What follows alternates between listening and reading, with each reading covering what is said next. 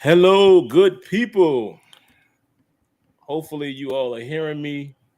It's been a while, so let me make sure that we are actually streaming. I think we are, but give me 2 seconds to check Yeah, it. it's live. Yep, we are live, and hopefully, some of you guys are here with us. We say hopefully because, as you guys may know, we've been on a little bit of a break. I want to say the break started about 2 weeks before Christmas, I think, somewhere around there. Yeah. And then Smitty had a great idea as well. We just waited until the Super Bowl and things like that happened because honestly, there wasn't a lot to talk about, guys. I mean, if I'm being honest, it probably would be better for me and Smitty if, let's say, we did this for a living, like if we were Yeah. First Take or something like that. I'm just using them as an example, but then maybe we'd find stuff to actually talk about every day. But when we got lives and stuff like that, and it's not a huge news cycle with gaming or anything like that. I mean, I'm sure our families appreciate sometimes when we're not taking these couple hours. So Smitty had a great idea, man. Once we had missed a couple of weeks, like, hey, you know what? We might as well just wait until after the Super Bowl, a collection of stuff to talk about, and then we're back. So here we are. So welcome to all of you that are here. Looks like only a few of you right now, but that doesn't matter. Whether if it's one of y'all or 1,000, we still gonna try to give the best possible show. So I guess what we'll do, Smitty, is normally we would say, "How was your week?" So I guess in this case, we'll just kind of give our how everything has been since we've been on the break, and then we'll jump right into the topics. There's a lot for us to discuss, guys. Please put your topics in the comments. Anything that we might miss, just to let y'all know kind of what we're going to talk about. Give me a second. I left my phone upstairs, so I got to look at my watch. We're going to talk about the Super Bowl, kind of the playoffs. I'm sure we'll get into, both of us are excited and happy for Matt Stafford. Talk a little bit about the NBA top 75, and then we'll definitely talk about Madden and franchise mode and what we should expect going forward, whether there's any excitement for the game. It looks like MLB The Show also isn't putting a huge emphasis on franchise mode. So we'll get into all of that. And like I said, whatever you guys want us to talk about, throw it in the comments and we will hit that as well. So I'll throw it to Smitty real quick, man. How's everything been since our time off? The holidays and just life in general. How's everything treating you?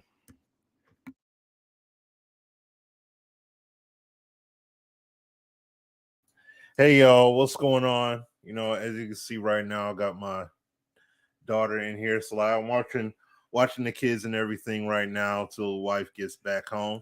But no man, I mean, shoot, it was like holiday season when we last were doing this. So we shoot. I mean, hey, I would say the biggest thing was definitely the Super Bowl. Definitely seeing Stafford's playoff run. You know what I'm saying? Like that was huge to see He was him win looking all like them an elite games. quarterback. Yeah, he sure stop. No whining. No whining. So all right, go play with the toys then. None of that whining. But so I mean that was hold on, Haley, wait, baby. Okay. Wait, just a moment, sweetie. So seeing him run, yeah, he definitely was elite. That was elite. Like, dudes keep like I said, we'll chat further about it. But I mean, like I said, dudes keep moving the pole. They keep moving the line when it comes to him, man. But he definitely shown up. That team shown up, balled out. You know what I'm saying? Won that thing. That's what you're supposed to do. And hey, gotta give him mad props on that, man. That was a great run. Glad to see him get that joint. And then now seeing that ESBC just put a trailer out the other day after all these months. You know what I'm saying? So and that game looking clean, man. It's looking clean, you know what I'm saying? Matter of fact, I'm gonna grab that trailer. Maybe we'll show it during the show. Yeah. And the fact that they used Deontay Wilder and Tyson Fury as the models to showcase some of the boxing and everything, like, okay, that's what's up, man. That's what's up. But yeah, like family's been good. Everybody's been doing all right. And yeah, as far as myself, we've been doing all right. Just seeing everything that's been going on. Yo, definitely gotta, like I was praying for definitely gotta pray for the UK. Well, not the UK. I'm sorry, not United Kingdom. I'm sorry, Ukraine. Ukraine, yeah, Yeah, man. Ukraine, man. Like I saw that coming across the Twitter feed and everything like that this morning, like early on and everything about all that, and seeing the news reels and everything. I'm like, man, it's just wild, man. But definitely praying for the Ukrainians and everyone that's being affected by what's going on over there right now. Like it's wild. But otherwise, other than that stuff, though, man, I mean, been good, enjoying games, playing Sifu. You know what I'm saying? Got this Horizon Forbidden West just came out last week. Then you got this, what is it called?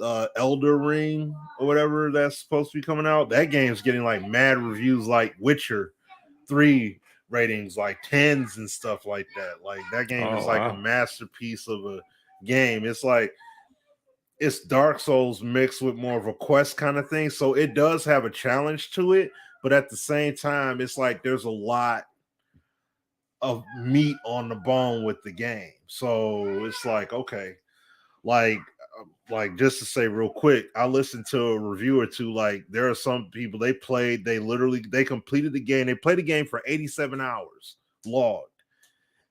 Still haven't fought every boss in the game, but beat it. 87 hours. 87 hours. And they said they still didn't do every side quest, still didn't fight every boss, still stuff that could have been uncovered that they didn't uncover. And you know what I'm saying? And I think the game has Save Plus.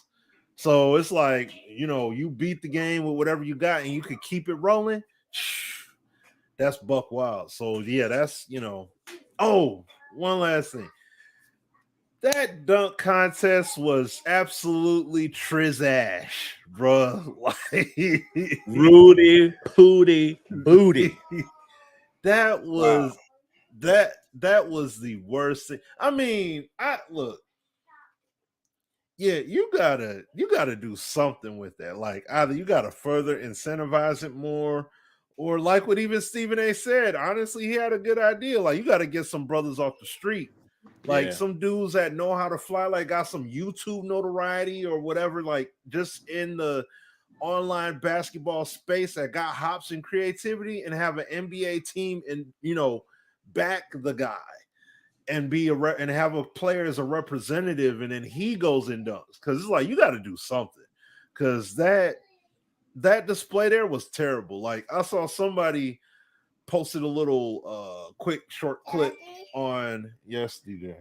Haley. She's out there, buddy. Okay. So hold on, big guy. So they had Kareem Abdul-Jabbar after Jalen Green missed his first dunk. My man took his coat and walked out and left. I'm like, that's how bad it was. Like, it's that dang on bad. Like, and I've seen some dunk contests that were fairly bad before, but I mean, that was just like, usually it's just dry. Horrible. That right there was just like atrocious. That was terrible. And I mean, no disrespect to Obi Toppin. Yeah, his dunks was okay, but there was nothing that just blew your mind. Like he jumped over a short dude. You know what I'm saying? Like that dunk he did. Now, if he jumped over somebody that was his height or taller, then that would have been different. But jumping over a little guy is not really that's not gonna get flair. You know what I mean? Like it only worked when Nate Robinson jumped over Spud Webb. That was one thing, you know what I'm saying? But then he did the same thing to Dwight Howard a few years later, jumped over him. So it's like, but no, they got to do something about that because the climax of the night, the epic part, the most epic part of the weekend is supposed to be the dunk contest, and especially for this being the 75th NBA season, like they should have really, like Adam Silver and all of the people that are responsible should have really doubled down and been like, no, look, we need to get some people in here that really need, like, if you're going to do this, you got to be about it. And get some people that really want to do it, that can do something. Get out there and do something in that contest. That thing there, man, that was completely disrespectful, because you know what I'm saying? Like, that's terrible. 75th year anniversary. You had a decent all-star game. But just to have like the skills comp was cool, different concept, but it was still cool. I could get with it.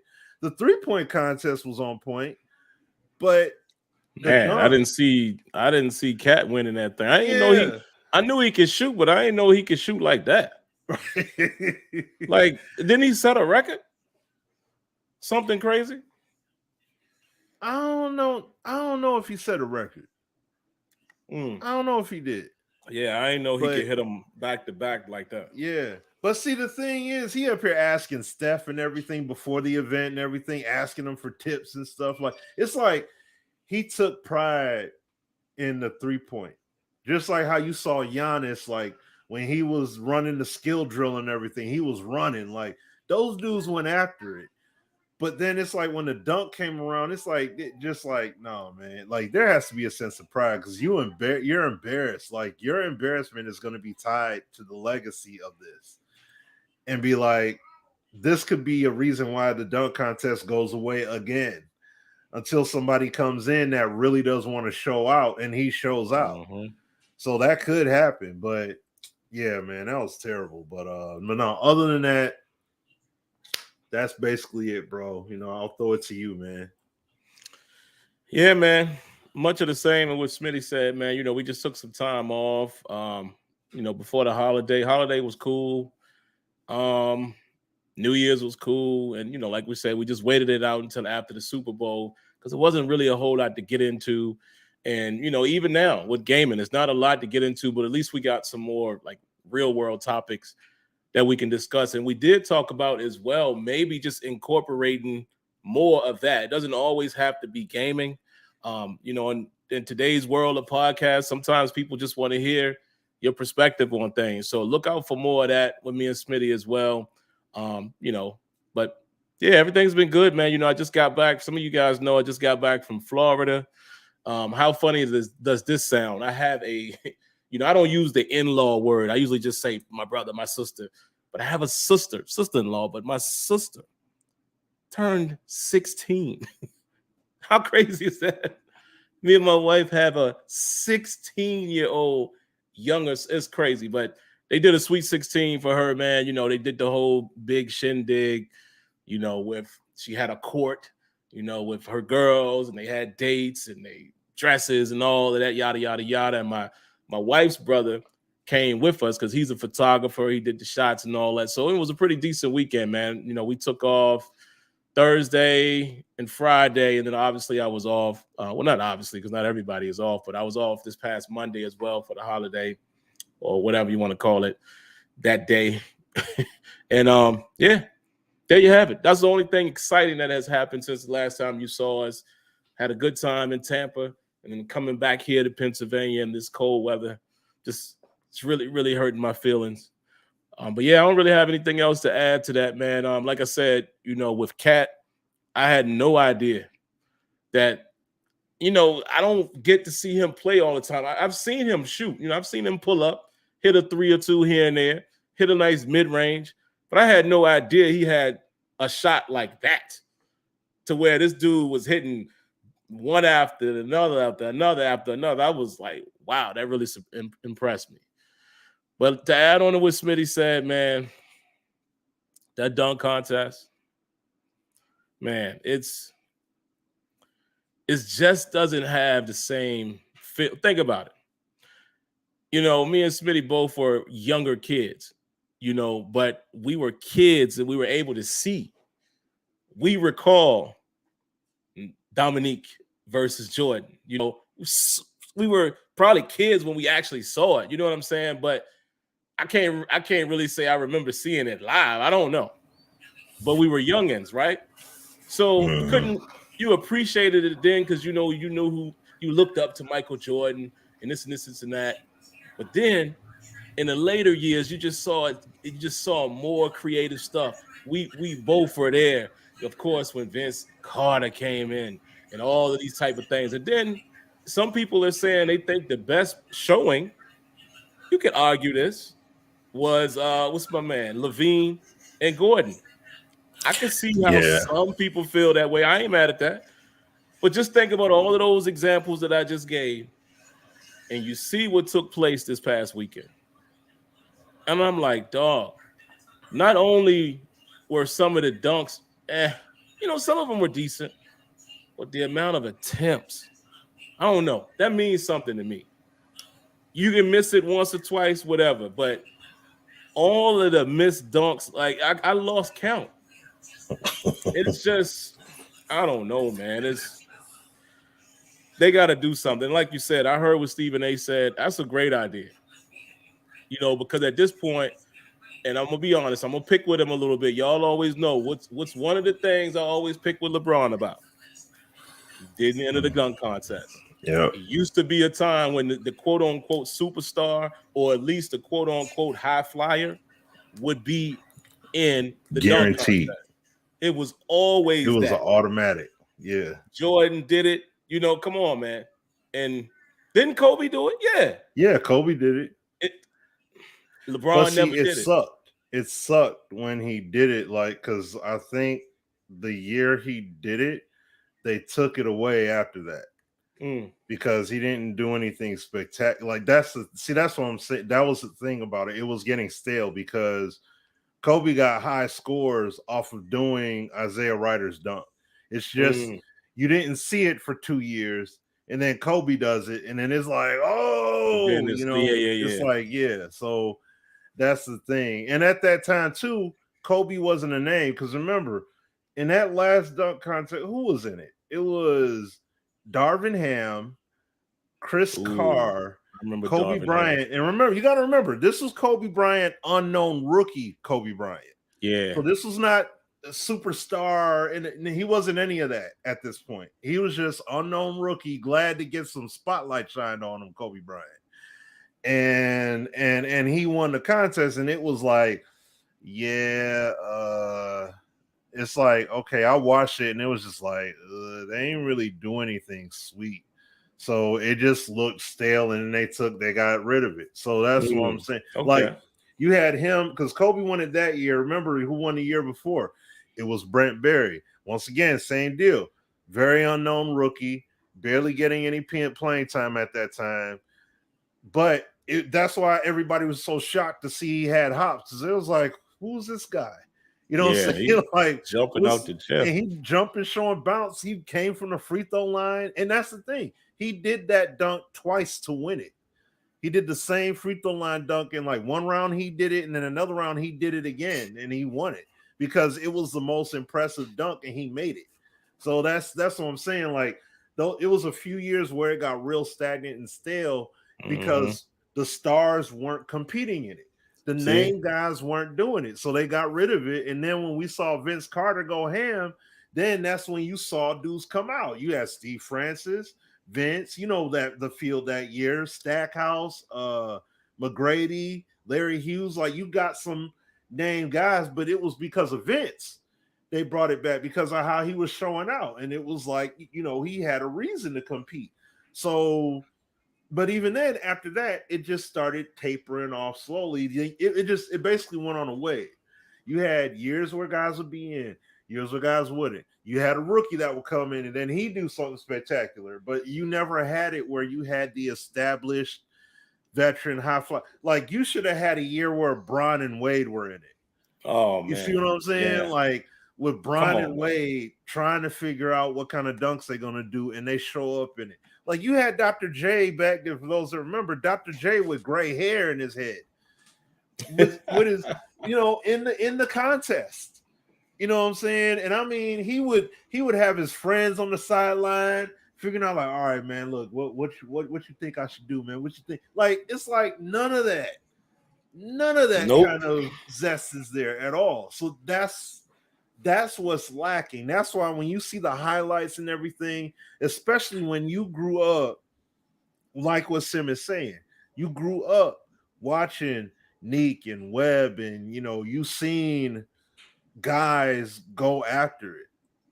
And now you're not seeing anything. Like, I remember seeing Bob Sura in the dunk contest. Like, I'm like, what? Like, you know what I'm saying? And it's like he dunked a little, but it just was like, those dudes shouldn't even be able to get in. It should be hard for a bench guy that's not really playing like that to get in the contest. That's the point. And it's like now these cats, no, you don't even know these cats. Yeah, you don't know a lot of these dudes, and they're in there. You know what I mean? And it's like homeboy from Golden State. I didn't even know he was a dunker. What's his name? Yeah, I don't even know his name. Toscano or something like that. Yeah, I didn't even know this dude was a dunker. Right. He dunked on one guy, and then it's like, oh, put him in there. It's just like the year they put what was my man's name? He was playing for Phoenix, and then he played for the Heat. His last name is Jones. I can't remember. Slender dude, and they put him in the dunk contest, and he barely played an NBA game. Like, he literally had less than an hour worth of playing time in the NBA, and he was in the dunk contest. And this was like just a few years ago. So it's like, that's what I'm saying. It's like they grasp for straws to bring dudes in that, hey, you willing? Y'all see you got hops. You willing to do it? Oh, okay, bet. And it's like, no, man. You should have dudes like, yeah, there it is, Derrick Jones Jr. There it is.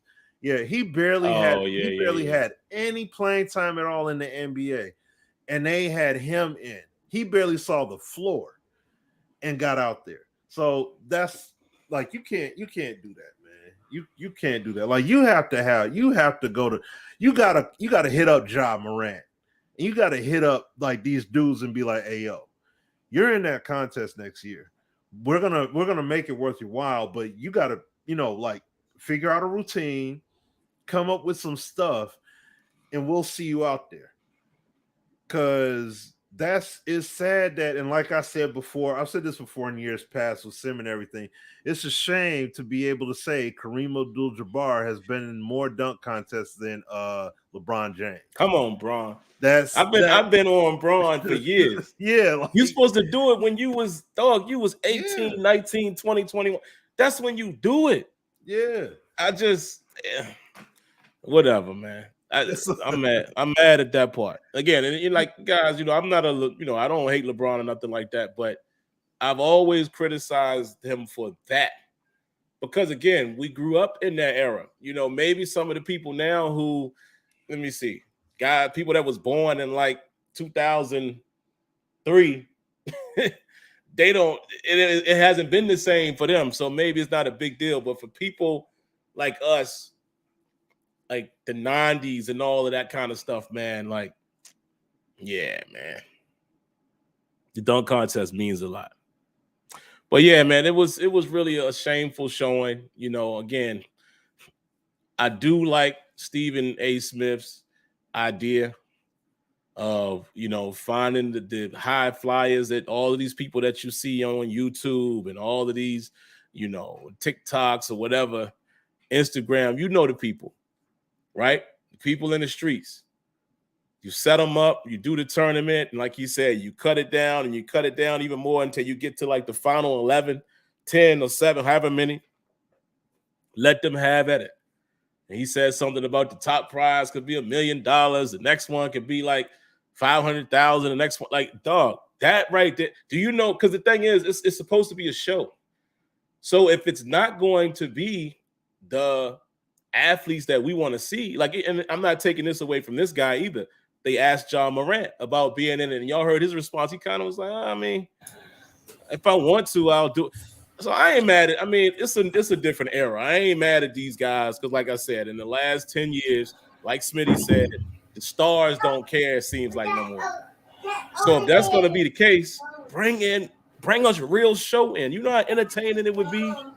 Like, think of some of them YouTube dunks you've seen, and they pull that off in real time, man. Remember, why not? I remember the All-Star game, like, was it 5 years ago or something like that? And they had at halftime or timeout, or I think it was halftime. They had that guy, what's the name? Jordan Kilganon, I think his name was, the guy that did that scorpion dunk where he took the ball and he dunked it backwards like that.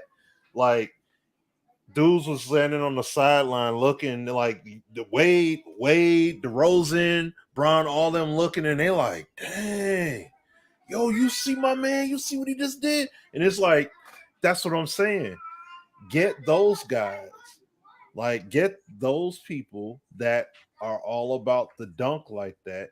And they like, you still see shows being put out here now where on the online and everything, where these dudes are competing for prize money and stuff like that, doing dunk tournaments, and they're creating, you got to do this creative dunk, and you got to do this dunk and that dunk. It's like, yeah, there are dunks that there's always going to be a dunk that hasn't been done.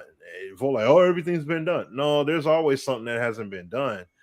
And like Shaq has always said, he want to see somebody do a 720. And it's crazy because one of the years they had the guy present the dunk contest trophy. I forgot what year it was, but it was the guy Air up there, the dude that used to be on N1, and he's the guy that did the 720 in one of the games. And he's like, see, these are the cats you need to pull in, and you need to get them in. Or if you had an NBA player that was like, yo, you got to teach me how to do that. You know what I'm saying? And like, they got the bounce and they willing to do it, like, go do it. You know, like, put on a show, even if it's just one time. Still, I mean, Vince only did it once, and look how big of an impact what he did was, you know? So do the same thing. It left an impression. Like, everybody still remembers Vince doing that. It's over. It's over. Like, you remember that because that's how great of a show it was by him. I don't come away from any of these recent dunk other than Levine and Gordon. I don't come away from any of the other ones, man, with that lasting impression or where I can remember the moment or the big dunk, except for that one. That was a great one. But I don't know. We'll see, man. You know, maybe the NBA listens, and maybe they, you know, because the ratings had to be affected or will be affected. And that's, you know, ultimately that's what the business wants. So do put this show on display to have people watch. So, But man, before we leave basketball, I got to throw it to Smitty and ask, man. I'll give my 2 cents. The biggest trade that everybody probably saw. Of course, I'm going to talk about it being a Sixer fan. And like I said, I'm not the huge basketball aficionado. But right now, where I sit today, man, I kind of feel like the Nets might have got the better out of the deal. Listen, I'll take James Harden, no question. And just imagining seeing the pick and roll action with him and Embiid, have mercy. That 1-2 game could get real ugly. But you know, even as a football head, we always talk about having a team. How well is your team put together? That's kind of how I view this. I didn't want to lose a guy like Seth Curry because something that Philly has needed for years was shooting. He can shoot. Now, we got other guys, you know, Tobias steps up and he, you know, puts in some nice, healthy minutes. You know, Smitty knows Tobias Harris well, obviously, given where he came from. I like what Tobias' game has turned out to be with Philly, but again, and we got a couple other semi-shooters on the roster, you know, like Cork Mars every now and then, and Niang, but these guys are not like, they're off the bench type of dudes. So it's not like they're going to be on the floor. Even Seth was kind of that too. He's kind of started here and there. Him and Maxey kind of, you know, split time, but Seth was going to get more opportunities. And for a guy that's going to get more opportunities, I still think Philly needed, more shooting. So I hated to see a guy like Seth go, but I'm glad to see that they didn't have to give up Maxey or Thibault. But if you look at the Nets, man, listen, hate it or love it, Ben Simmons ain't really he don't have to be the shooting guy over there. Just think about when they get healthy, if they get healthy. And look at that. This is going to sound crazy, Smitty, and I definitely want to hear your take. But if you look at that big three versus the big three that they had when it was Harden, Durant, and Kyrie, I think this is going to sound crazy. I know.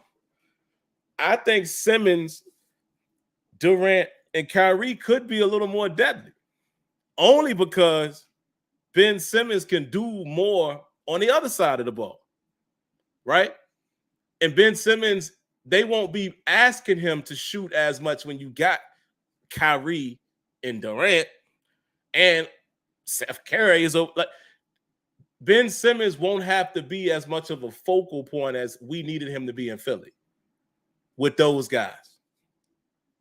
But Ben Simmons is still going to be a problem. Like, let's not forget, the dude is still a serious problem down in that, when he gets the ball down in the post and things like that, how he can drive, how he can bring the ball up, he's still going to be a matchup nightmare for somebody. So if they can click, and, we'll see how the Nets use him, but if they can use him in more of a forward capacity and still let him bring the ball up here and there, but he doesn't have to be the number 2 guy, hey, man, it might be ugly over there in New York.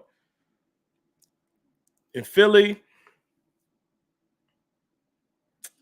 I don't know, man. I got to see how this is going to play out because James Harden is who James Harden is. We've seen James Harden's game for a long time, ever since he left OKC. He's a ball dominant. He's a tremendous one-on-one player. And, he can assist and all of that. Obviously, him and you remember the couple years when him and Russell Westbrook was going back to back with the triple dubs and all that. I just wonder if the pace, I wonder how Doc is going to use his style of play in Philly. And that is yet to be seen. Again, some of you guys who are more basketball heads might be able to, give me a little insight on that. But right now, I will say I think the Nets might have got a sweeter deal because James Harden, to me, has to prove that he's still the James Harden that he was a year or two ago. And I know everybody's saying he probably was faking the injury and all that. Maybe so. It came into some of the seasons a little overweight and all that kind of stuff. We'll see. And if he's back to James Harden form, like I said, him and Embiid and pick and roll situations is going to be a real problem. But I'll end it with that. I think the Nets may have gotten the sweeter of the deal. But we'll see. Yeah, I'll say on paper, the Nets got the better deal because they, number one, okay, well, I mean, I can't necessarily, okay, from a financial standpoint, I can't really say Brooklyn is winning necessarily, but at the same time, neither is Philly. Because Harden already said he's already opting in to his next year, so he's going to be there next year. And then if he were to re-up contract wise, that dude, when it's all said and done, he'll be making dang near $60 million a year. So you're locked, and you gave away draft capital. Yes. Now, I mean, I understand the Nets aren't in the best draft spot right now or whatever. I think their picks are from the Sixers, but I mean, I know people like basically say if you don't have a lottery pick, it's a wrap when it comes to the draft. But I mean, the thing is, if you scout well and you know where you're going to end up, like you know what you're going to get from them, you could take advantage of that capital. I mean, it still is capital. You can take that and still make something happen. If you're a good GM, you can make things happen with those picks, regardless of where you fall. because there's more than 60 players that are NBA ready at that point in time. It's just a matter of finding the right guys. And I mean, the you got Drummond, you got Seth Curry, who right now especially this is where it Oh becomes. man, see, I forgot that one. Drummond Yeah, too. yeah. So Ah, I it's like you forgot. got Drummond as well to help, but then this is the other part too. You also got to understand as well. See, with Kyrie only playing certain games, basically during this stretch, since he's sitting out, he's only, I think, of the 20 some odd games they're playing, he's only going to be eligible to play in 8 of them. And So that's that means stupid that at this point, it, by the way. yeah, but the thing is that as far as Seth Curry, that means he's going to get a lot of green light. Yeah. Now think about this as well. Kevin Durant is still out with his injury right now. Kyrie's only playing select games. So that means he's going to get a lot of time to shoot. He's going to get a lot of green light. I'm not saying his game is going to elevate, but it can elevate for them because he's going to be able to really diversify his game. He doesn't really have to be the spot up shooter, or really he can get creative out there. He could get loose like you saw him do since the trade. You saw he had some games where he's getting a little looser out there, and it's like, okay, he's gonna be able to do that. Now just think, KD comes back when Irving is able to play. Think about that too. Also factor in when Simmons does get back involved into the fold, how he can be used. What if Simmons shoots? You know what I'm saying? I mean, just think about that. Like, what if he does come over whatever mental block he got or whatever it is that's going on, and he takes what he does in that gym and he does it on the NBA floor? You've seen him do it in the offseason. He won't do it in the game. Yeah, if he does it in the games, that's gonna change stuff. I mean, I know people, but he doesn't have to because he's got all these other shooters. But just think about that. What can you do with a team that can take you inside and out? Man. You can't do nothing with that. They got you all over the floor. See what I'm saying? When you can limit somebody in one way or another, that's one thing. But when you're like, oh, I can get you, I could take you from the top of the arc, I could take you in the paint, I could take you on the block, and I could take you with the shot. I don't have to get to the cup all the time. You can't do, and I'm just one guy. You see what I'm saying? If Simmons develops a mid-range. Yeah, like a respectable mid-range. I think he got one. He just ain't unleashed it yet in the league. Like, that's my this thing. dude could be like, think about it for a minute. And I see my man A Philly is in here. We watched it. Ben Simmons can be an elite player in this league if he develops a respectable mid-range. It's over with. Yeah. Because then, I mean, quick pump fake to the rack, like, dog. Just think of everything else he do. And I know, Philly fans hate him and stuff now, but I take it for what it is. Think about what Ben Simmons was without the shot when he was out there defensively and all of that. If that dude gets just a smidget of a mid-range that you have to respect on that squad, yeah, okay. What do you think? What do you think Giannis did? And why do you think now you see what I'm saying? He's got a jumper now. It's not sometimes, it's not, well, maybe hit or miss. No. He's got a jumper. So that's what I'm saying. And that's the whole point. Like he's saying, he said his ceiling left. I'm just saying, like, we don't know. Look, when Shaq goes on TNT, and when he was on there and he said, man, I spoke to Ben, I ain't got nothing else to say about that man. You know what I'm saying? There's something going on with him. Like, it's no joke. There's something happening with him that's got him blocked. That's got him blocked for real. So it's like, whatever it is that he got going on mentally that's got him stuck, he got to, figure that out. If he figured it out, and if it was figured out and he just had to relocate, get out of Philly in order to really do it, then that's just what he had to do. And then if he starts balling out and he goes buck wild and crazy out there on the court, then it's going to be like, ooh, You know what I'm saying? And like I said, if he shoots the jump shot and that thing, he got something for you. Hey, okay, look out.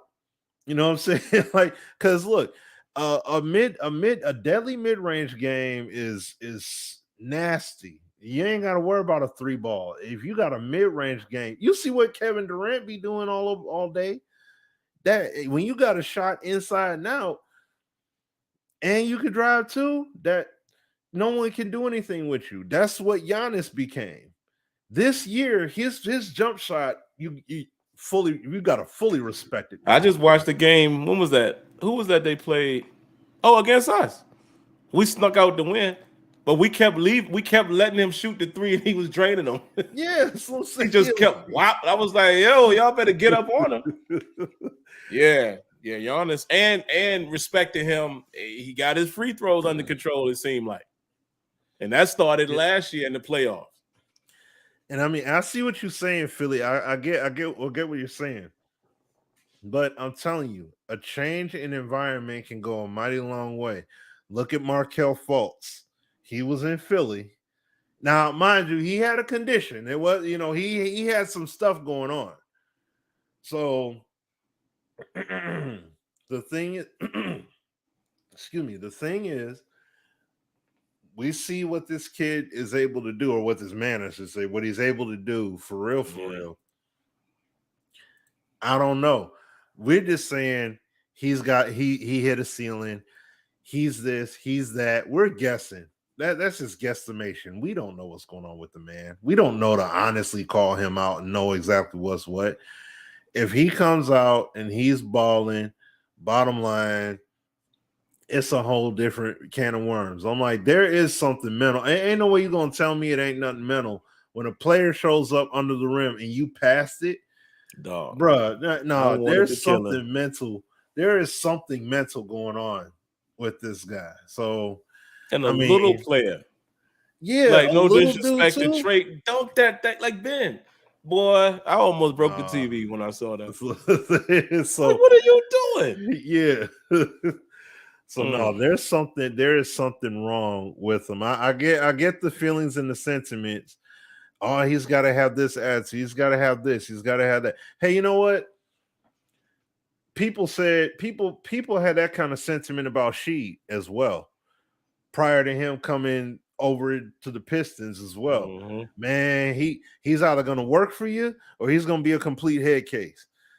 Okay, and it was like, I don't see that being a problem, but he came over and he worked. Like everything, he gelled right in with everybody else, and it worked out. So that's what I'm saying. Like, it can work with him being on this team. Who knows what it is that's really going on with him? But if he comes in with a whole different mentality and he's out there balling, I'm just saying, I know a bunch of Philly cats gonna be pissed, about it. Man. Like, I know Sim like you ain't do this here. Like, that's and that's the one thing that I fear for him on, because I'm like, if he does actually show up and show out at any point, it's like any point of his career, if he really starts playing for real, they're gonna look at him like, why didn't you do this when you was in Philly? Like, we could have been won a championship if you played like this.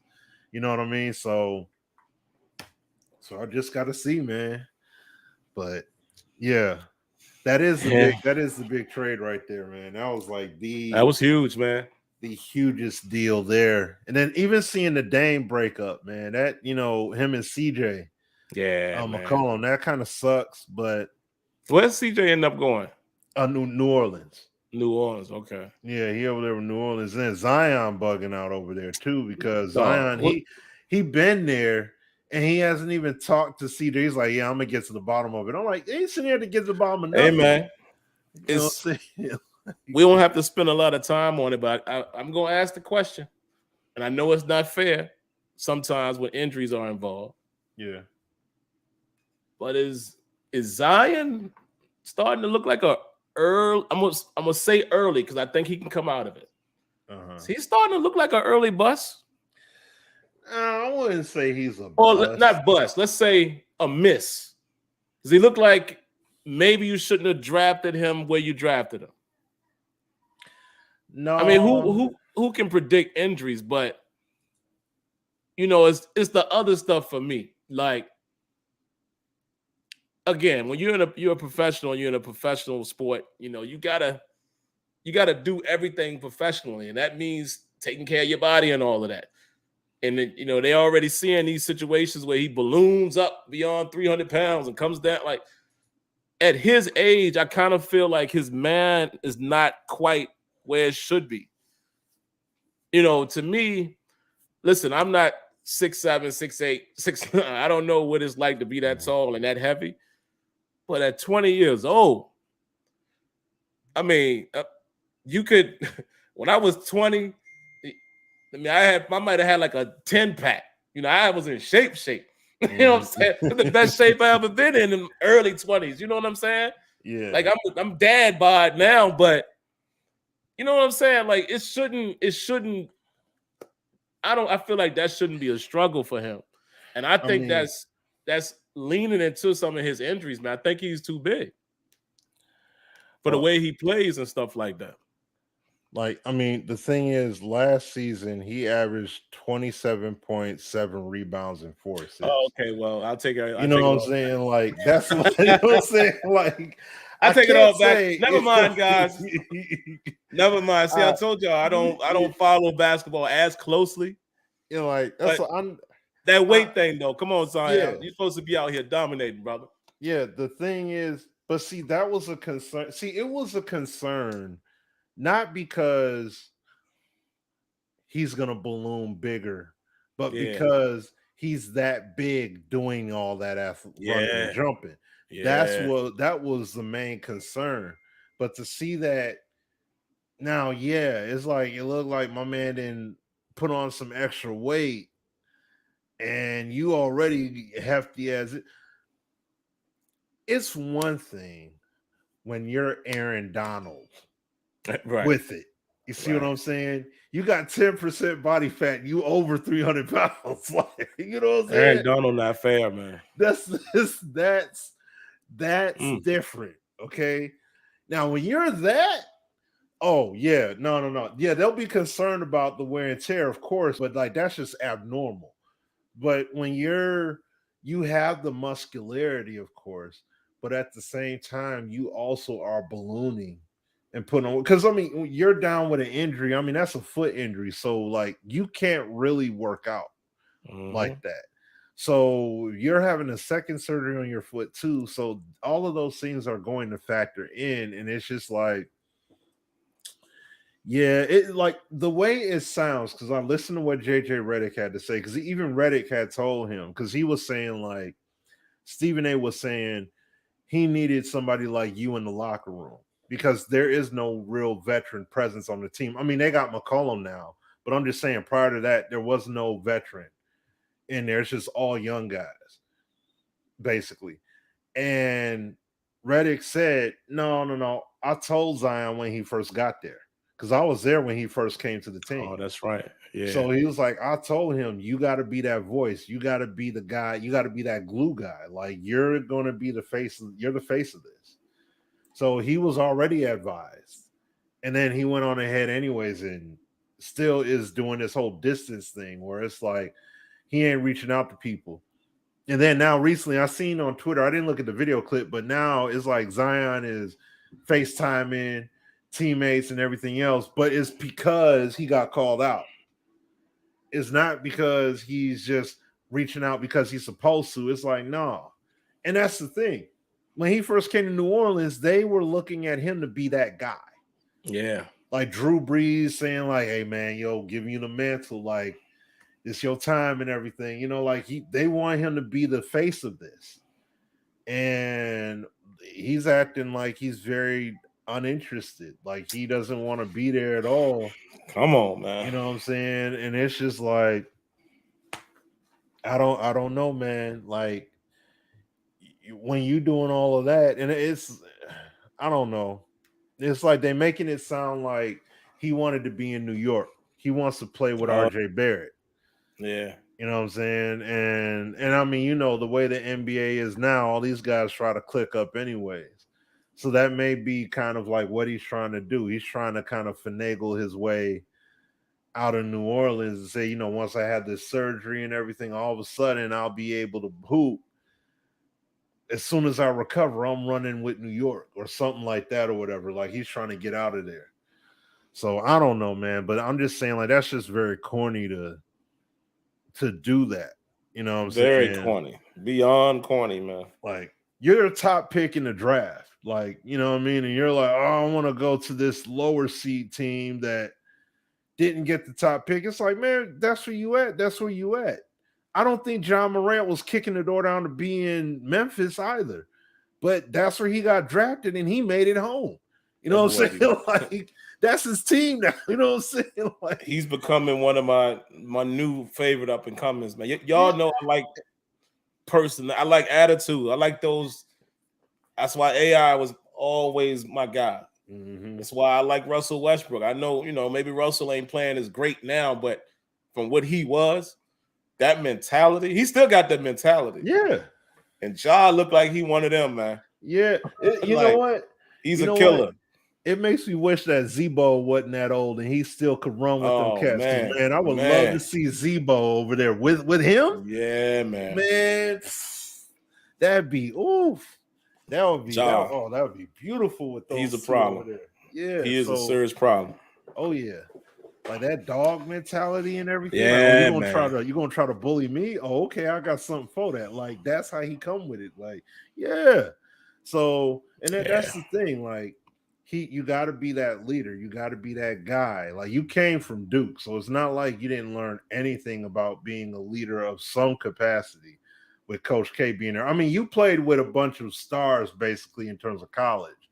Like you had RJ Barrett, you had Cam Reddish, and I forgot who else they had over there. But I mean, you had top tier blue chip, you know what I mean? Mm-hmm. Top 5-star, top recruit caliber players as your teammates. So every night was kind of basically you just showing out for the most part. So yeah, it's different in that case scenario, but still, it's like you emerged. You were that guy, you know, making the comparisons of LeBron kind of hype to a degree, which he kind of was because of how he looked in high school, looking like a man-child in high school. And then the way you dunking and everything else and running up and down the floor at that size. So, yeah, they look at you a certain way. You're doing it in high school, you do it in college, and now they expect you to go to the pros and go buck wild the same way. And he's shown some of those signs too, but it's like we're not. That's why I say he averaged 27 a game, not off of banging on cats, but at the same time, dudes ain't trying to stand under the rim and take contact either. So it's like he's throwing his weight around and muscle too, but he just got to get right. And he got to get his mind right though too. Like you got to become somebody in the league. You know, I mean, like I said, he wouldn't be if he were to be a bust, it would be a health bust. It wouldn't be because he can't play. It'll be because he's eating himself out of the league. Basically, there's nobody who's really showing him what to do. Like if he now, that's the thing. He's not playing. But if he comes back and he's that, and if he comes back to the court looking like Sean May, you know what I'm saying, or Oliver Miller, plus size Oliver Miller, like then it's like, oh Zion, what'd you do? Come on, Zion, like, don't do that. You can't, don't do that, bro. Like you know what I'm saying, because if he gets himself right, he can honestly be a truly effective guy. I know he's on his rookie contract, but still. You have more than enough money to be able to hire a nutritionist and hire people that can help you with working out or get with the strength and conditioning coaches and that you could, what can I do while I'm down? You know what I'm saying? I can't really do my foot right now, but what can I do in the meantime? And it's I'm hiring a chef, everything. You know what I'm saying? You got millions. Yeah. You good, man. You good. You're good. You're posting 27 a night. So clearly, once you're able to play, you could get down. So that's not a question. It's just a matter of being healthy enough to sustain. And that's the key thing. Once you're able to sustain, you'll get that, the bigger contract. So, but yeah. We shall see. Yep. The only thing else, last thing basketball wise, guys, and then we'll move on to the Super Bowl. Does anything upset you at all, Smitty, about the top 75 list? I'm looking at the list, and like again, guys, I'm not a super deep basketball aficionado. So some of these guys, I know their names from back in the day. It's not like I really know their game like that. But I guess the best way to ask the question rather than say, who shouldn't be on there. Let's say who should be there, or what are you mad at, if anything, about the all 75 team?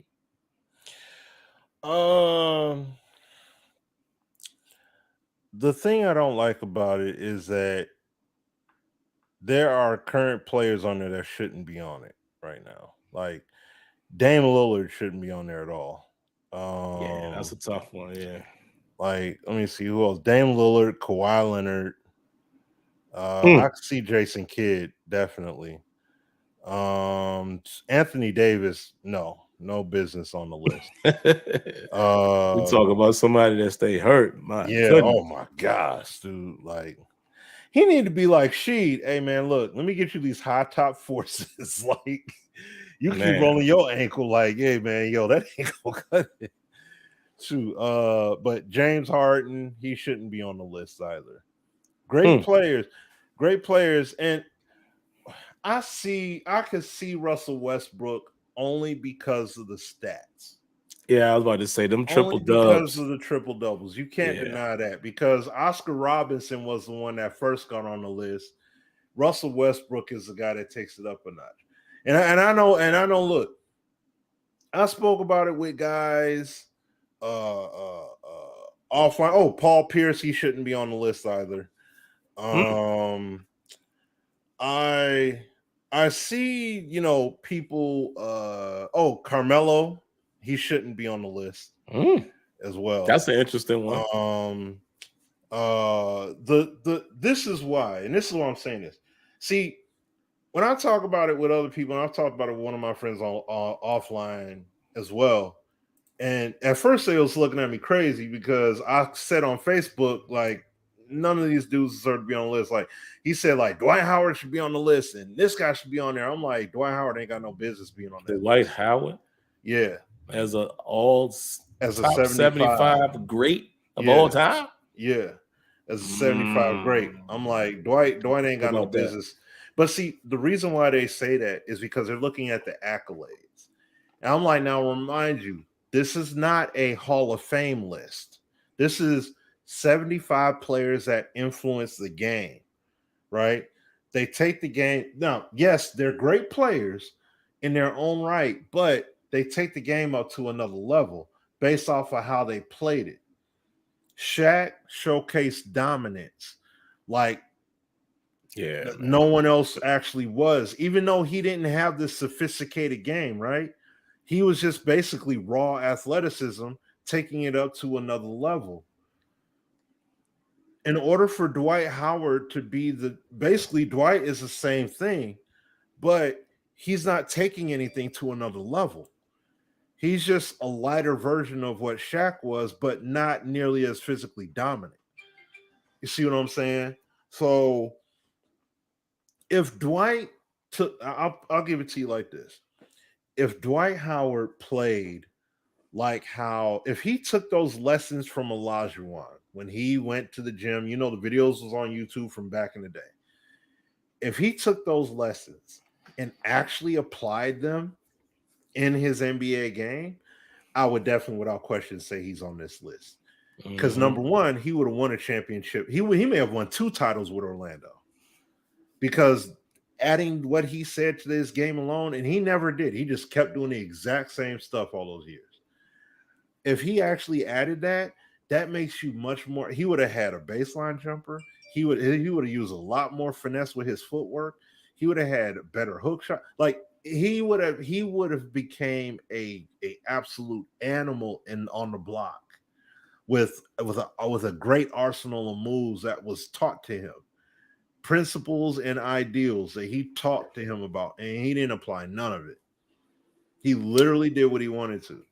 What other big men was in his era? I'm drawing a blank because I saw one of the commenters said he dominated in his era.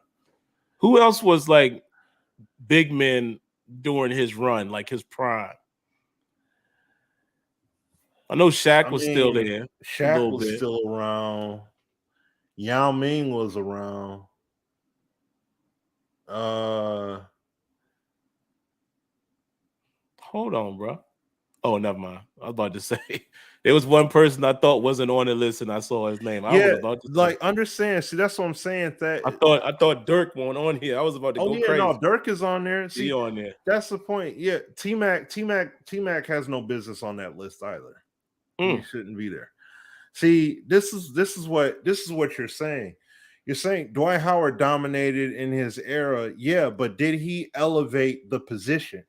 Did he elevate it to? See, Steph Curry elevated the guard. He elevated it. Michael Jordan elevated it. Russell Westbrook elevated it. Chris Paul by what he's doing. Chris Paul elevated. You see what I mean? Like you can look at John Stockton and you can look at him and you can see him elevate. He's elevating it. Reggie Miller, definitely. Reggie Miller elevated with the 3-ball.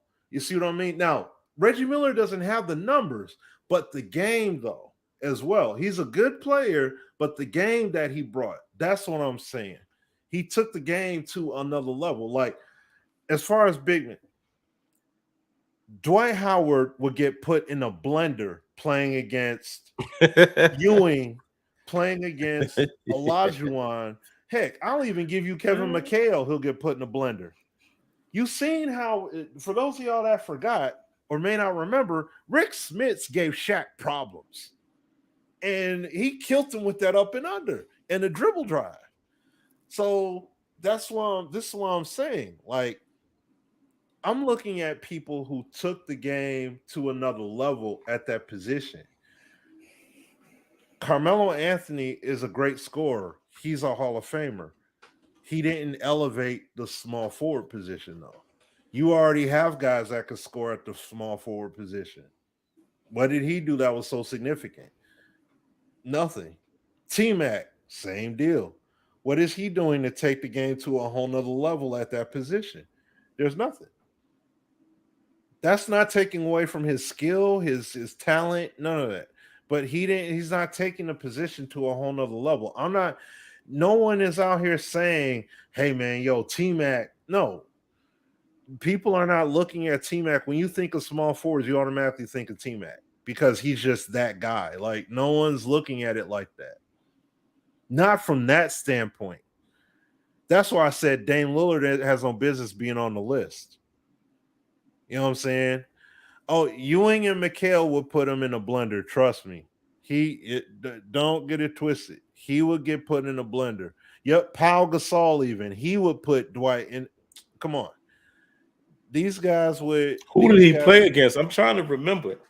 Because I'm not arguing the fact that I'm definitely not going to argue that Dwight didn't have a few years that he was done. I want to know who did he play against? Yeah, he took that team. The main reason why he took that team to the finals was because of the offense they ran. They ran a high screen pick and roll. He took that pick. He said a hard screen, pinned the smaller guy typically down there in the paint, and he was getting easy buckets a whole lot of the time. If he was getting doubled, he had Turkoglu, he had Rashard Lewis as the two main dudes as his 3-point shooters. So like, and I'm not taking anything away. You're supposed to scheme. That's what coaches are supposed to do. Draw the schemes to put your guys in the best position to win. But the point is, Dwight was a good player, great player, but he didn't change the game. And that's what I'm saying. Allen Iverson changed the game. Steph Curry changed the game. Look, if you're gonna put T-Mac in there, then you might as well say Grant Hill should have been on that list. Vince Carter should have been on that list. Like, you could throw anyone in there if you're going to do that. Like that, no, you can't just put anyone in there. Like, that's why I said even Vince Carter doesn't belong on that list. He's a great dunker, but what did he elevate? What did he do? What did he do to people that came in after him? You see what I'm saying? There's nothing that he did for others that came in after him. He didn't take the game to another height in the air when it came to airplay. He didn't do anything to like that. It was just he did his thing. He was a good player, but he didn't elevate anything. T-Mac, neither. He didn't elevate anything. Great scorer, and he is a great scorer. But once again, that's what you already got Allen Iverson. So Allen Iverson's a great scorer, but at the same time, he influenced change with the game. AI changed the game, not just with the hip hop, essence, but also with how he played the game too. At that size, yeah. As well. So that's like saying, okay, you got well, let me say, I wouldn't say Kobe because Kobe's a guard. He's technically going to be classified a guard. I know they technically would classify T-Mac a forward, I think, or small forward. But no, T-Mac didn't do that. If you put T-Mac on there, Grant Hill should be there. Then, if that's the case, because Grant Hill was busting cats with the handles and everything as a small forward, and you shouldn't be. He was looking more like a guard than a small forward out there on the floor. And if he stayed healthy, and then you look at T-Mac and how he played, you could look at him and say T-Mac was influenced by the way Grant Hill played, because Grant Hill was the one on the floor that was playing more like a guard at the small forward position, bringing the ball up the floor, busting people off the dribble, killing it like that. You know what I'm saying? So that's the point.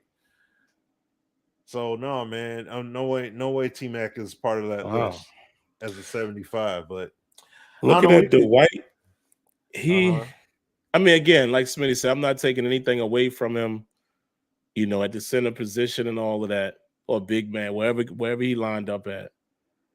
But I didn't realize, man, I'm just looking at his career stats, that he didn't average over 20 points a game but 4 times in his career. Highest amount was in 2010, and he was 22.9. According to the internet. Yeah. Right. But only 4 times in his career has he averaged 20 or more points. That's interesting. And the only reason why I say that is there's other ways to dominate, but that's not domination to me. And what I'm saying is, Smitty will remember this. We had this conversation some months ago. This is what I'm saying when I always had my criticism of him, saying like he too big. He's supposed to have been like Shaq to me. Maybe not quite, but I felt like that dude was supposed to be hands down. You got a plan around him. He's too big and athletic to not. And I never felt like he was a game changer, if that makes sense. Whereas Shaq might go out there and give you 40. Some nights, you know what I'm saying? Like, there was times where it's nothing you could do to stop Shaq. Zero. And I never felt that way about Dwight. But again, good player. I'm not poo-pooing him. I'm just saying I never walked away from him being, again, 3-time defense. Again, it's all around game. I'm with you. But I'm saying, to me, the guys that we look at as the greats, they did it all. They were able to be as effective defensively as they was offensively. And I know big men, you look at that a little different. But again, when you look at some of the big men that you compare him to, it's hard to say he's one of the greats of all time. It's hard to say that. But it's all opinion. Yeah, see, that's the thing. When you say Dwight Howard or Robert Parrish, see, you're skipping over multiple centers to get to him. You see, and that's my point.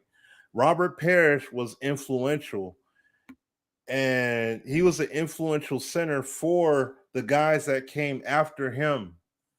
You see what I'm saying? And that's the whole point. There's you have Olajuwon, you have Barkley. I mean, not Barkley, excuse me. You have other guys that took the game to a higher level, or it's how they played the game that takes it to another level as well. Like they put up good numbers, but then also how they change the game in that way. Everybody's not necessarily, killing it with the stats like that, and that's why I said make the point with Reggie Miller. You know what I'm saying? But at the same time, Robert Parrish wasn't no slouch player either. I mean, he was a solid player playing on he was on what? He was playing for some good teams. I'm not gonna sit up here and get upset. Like what, 4-time NBA champ, 9-time All-Star, 2 times All NBA. You know what I mean? And now I know it's not like, oh, but Dwight Howard's got all these other accolades and everything else too. How come him? And it's like, well, you got to remember that Robert Parrish played in a different era of the NBA. Like, think about it. Steph Curry would not be Steph Curry in the era that what's his name played in, that Reggie Miller played in. Those guys were shooting 5 threes a night. You see what I'm saying? So it's like he wouldn't have been Steph Curry. He would have had to been Steph Curry for a whole nother reason if he was going to be that guy in that era. So that's why I'm just saying, like, I'm not going to take somebody from 1950 something and automatically say, oh, well, he deserves it way over this guy today, because no, I can't do that. I'm not going to do that. So, I'm sorry, but I get the point. I get the point of all the accolades, but this is why I'm saying this is not a Hall of Fame discussion. If this was Hall of Fame, no question, they're shoo-ins. But I'm talking about this guy took the position to another level, or or his game is just that transcendent. He's a raw athlete. That's what Dwight is. He's a raw athlete that never honestly refined his game. Dwight is in great shape right now. He should be able to do work still. I'm not saying average 20, but he should be able to average a solid 15 a night, 15 and 8. And he act like he can't even do anything. Yeah, man. So that says a lot about him not having a game. Like, I'm sorry. I mean, look at his game, and then look at how great of shape he's in, and he can barely do anything. And look at LeBron, and look at the game he got. That's my whole point. See what I'm saying? So if his game is that, I'll tell it to you like this: if Joel Embiid stays healthy, if Joker stays healthy, when they do the NBA 100, them two are shoo-ins. You see what I'm saying? Joker is a problem, though. Yeah, that's what I'm saying. Like, because of his game, Joker. Look at Joker. Tell Joker to take his jersey off, and tell Dwight to take his jersey off. And if you just saw them stand next to each other, who would you pick? You'd be picking Dwight. Like, man, Dwight gonna feast. You get out there, and this dude is getting worked. Dwight would get worked. And they could be the same age. Dwight will get worked, because when you put somebody up, listen, Shaq with his strength, his size, all that ferocity got absolutely worked by Olajuwon, because he had those fundamentals. He had them skills. Guess what? Shaq got several years of seasoning too, and he still was getting the business by Rick Smits when they played the Pacers in 2000. Like, Rick was still busting him with the same stuff he was hitting him with in 94. You see what I'm saying? When he was on Orlando. So that's what I'm saying. Like, when you got fundamentals, it goes a whole entire different way. And that's why Embiid, the way he's playing, those two guys are taking the center position, and they're taking it up a notch. That's my point. Yeah. That's Hall of Fame play. That's not just Hall of Fame play, but that's like transcending legacy play. Like, if you got an upcoming crop of big men, you could look at those guys and be like, that's how you need to be. You need to be playing like this. You need to be playing like that. You need to play defense like that. learn how play on the block. But if you're gonna come off the block, this is how you got to be shooting. You know what I'm saying? And it's like you're not yet. Cat, he's another one too. Really good player. Cat, that's another guy. He's just not on the winning team, but still, Cat is another really good player. And yeah, you could definitely make an argument for Cat too.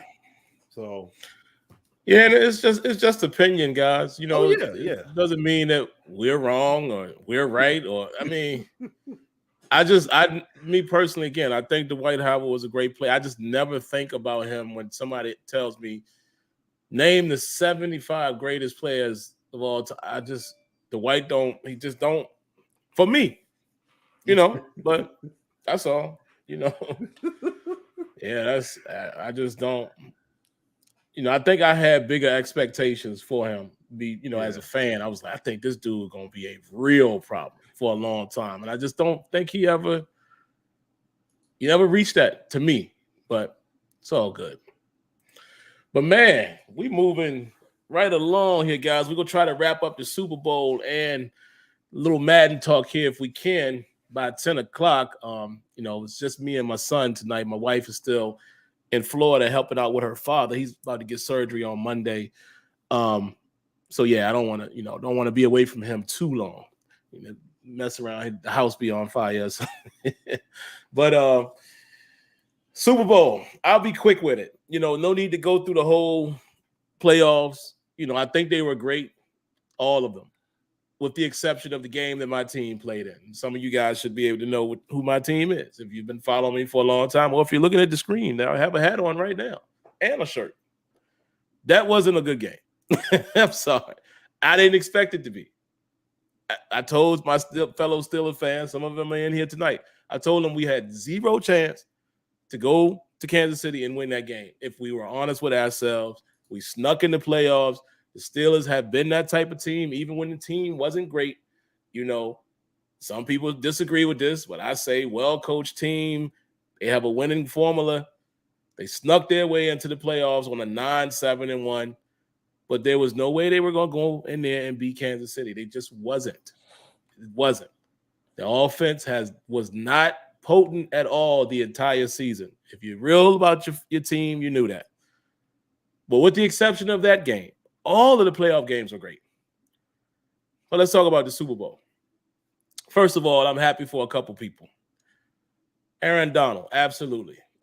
I hate when a guy like that, and this is what hurts me about two of my favorite NBA players, Charles Barkley and Allen Iverson. I hate, sometimes it's just how the cookie crumbles because everybody can't win, right? But I hate when you are easily one of the best and you just don't have that championship ring. It sucks. That sting, it has to sting every time Charles thinks about it, every time AI thinks about it. And I didn't want Aaron Donald to be one of those. That dude has been such a force. Like, again, he's almost Smitty, almost like a Iverson. And what I mean by that is he's a big guy, but he's not a huge guy as far as height and all that. He's more of a squatty dude. I don't think he's no more than like 6 feet. 6, maybe 6'1".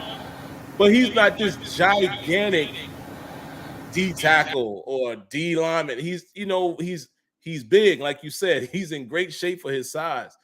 But this dude, man, his quickness and his strength has been on display since he's been in the league. And I hate to see players like that don't, get to the top of the totem pole and actually win them a championship. So I was happy for him for that. I was happy for Odell. I'm going to be honest. Because, again, some of y'all know this about me. I hate when media tries to create a narrative.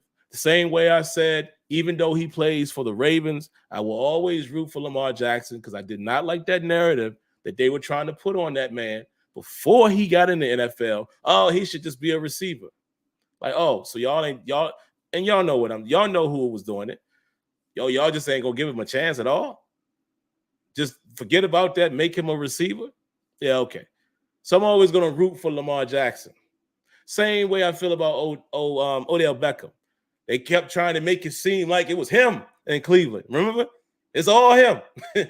Baker, patty cake, Baker, man, ain't had nothing to do with it. Baker Mayfield had zero to do with any of this. It was all Odell. Remember they kept saying, oh, Cleveland is playing so much better without Odell Beckham. Oh, man, look at the camaraderie. All right. And look at what Odell does. Not only did he go to the Rams, he contributed. He didn't just ride no coattail. He went out there and was definitely a part of the reason why they advanced. He balled out. And let's not forget Cooper Kupp. Jesus, this guy. But I'm just saying, I hate that narrative that they try to throw on Odell. And yes, Odell hasn't always been the greatest, emotionally, I get it.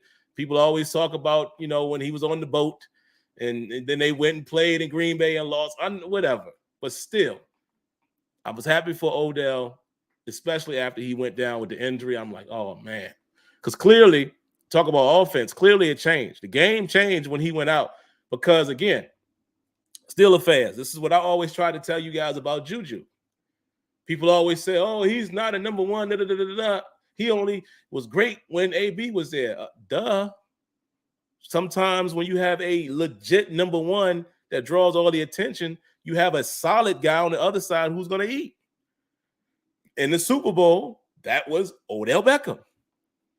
Because Cooper Kupp is clearly the number one. So they worrying about Kupp, he was leading everything in the NFL this season. Odell is still Odell, and he was out there going crazy early. So it hurt me when he went down. I hated to see that. And last but not least, Stafford. And I know Smitty going to talk about that. All people kept saying, Smitty's really going to have more backstory than me, but people always try to pile on Matt Stafford. Oh, he's not a good quarterback. Oh, he can't make the elite throws. And I'm like, who have y'all been watching all these years?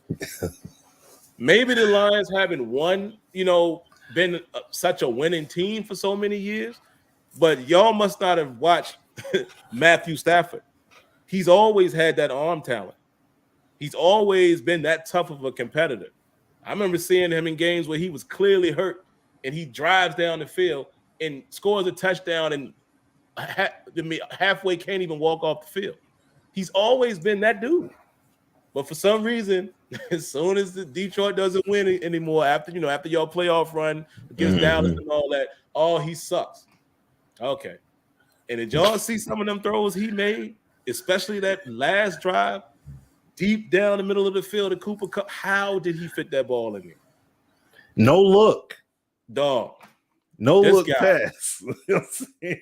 And he been doing, Smitty will tell you, he been doing this stuff. No, only Pat Mahomes could do it. Remember? Man. Only Pat Mahomes could do it. You know what I mean? Like, Stafford, again, has he always played the greatest? Maybe not, but no quarterback has played great all the time. So anyway, I was happy for Stafford, and I'll address two other things about the Super Bowl. Well, it's kind of the same topic. Bengals fans. And I saw a Bengals fan in here tonight. He came in here and said, whoa, what's going on here? What's going on here? Whoa, hold on, guys. Gotta get this cat out of there. Yeah, let me get this dude up out of here. Jesus. Yeah. I don't see stuff like that is not even funny to me, man. Just ignorant. But anyway, I saw somebody come in here tonight and they said, who they? Okay. Y'all got to the Super Bowl. Great. And I think the Bengals are going to be a force for many years. Steelers fans, get ready for that. We are not at the top anymore in the AFC North. We got them and the Ravens that are probably going to be duking it out. Because remember, the Ravens got killed with a lot of injuries this year. And they still were competitive. Cleveland, we'll have to see. But got to give it up to Cincinnati. They got a great formula in that offense. They put together a solid defensive front. They're going to be a problem. But Bengals fans, can y'all stop saying y'all lost the Super Bowl because of penalties? I'll give you one. The call on Logan Wilson was a little bogus. That was a little bogus. Could you call holding there? Maybe. But that was ticky-tack. I think that never should get called. And you just don't call it in that moment. I give you that one. But you're not going to tell me the one on Cooper Kupp wasn't a real penalty. You're not going to tell me that wasn't a real penalty in the end zone. But let's back it up with another series. So y'all gonna tell me that wasn't a bad missed call against Jalen Ramsey? Oh man, that was So that's all I'm saying. We all got to deal with the refs, all teams. But you're not gonna say that final series was what did it, because again, with Ramsey, that was a 70-something yard touchdown that happened out on that play. I'm just saying. I don't have a dog in the race, but I'm just saying, all you were seeing all night, Smitty, after that, oh, the refs gave him. No, man, because you cannot say that when Ramsey's no call ended up in a clear touchdown. Right. So and the Rams 3-and-out it numerous times, and they didn't move the ball. They didn't make the moves. So it's like, when you have all those opportunities, it's the same thing I said about the Lions and everything. When you have them opportunities and you don't capitalize, you can't just put it on the refs and say, man, the refs took it away from us. It's like, yeah, but what about those other opportunities you had to drive downfield and get points? They honestly could have grew the lead. They should have took advantage of Odell not being there, because if Odell was there, I think the Rams blow it out the water. Yeah. But because he wasn't, you had to check. They weren't able to run. They had no OBJ. So if OBJ was there, though, they would have been able to seal it up with the passing game. But because he wasn't, you had multiple opportunities. And that's just multiple. And why they kept trying to run the ball, man. Yeah. See, my Steelers fans know this. We always complain about our offensive coordinator. And I'm like, why do the Rams? I get it. Keep the defense honest. But dog, when you're in the third, why are y'all continuing to try to run against that Bengals front? They won't giving you nothing.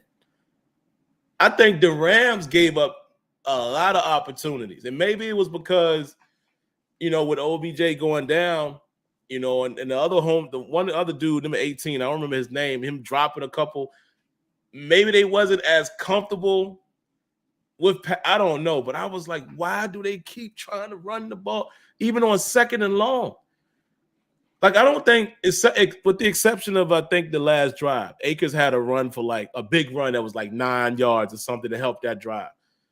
But before that, I don't think the Bengals was giving them more than a yard or two every carry. So it was weird. That was a little bit weird as far as the offensive plan, but who knows? You never know why they did that. They won, so. But other than that, man, I don't think I wasn't surprised by the outcome. I went in saying I thought the Rams were going to win it.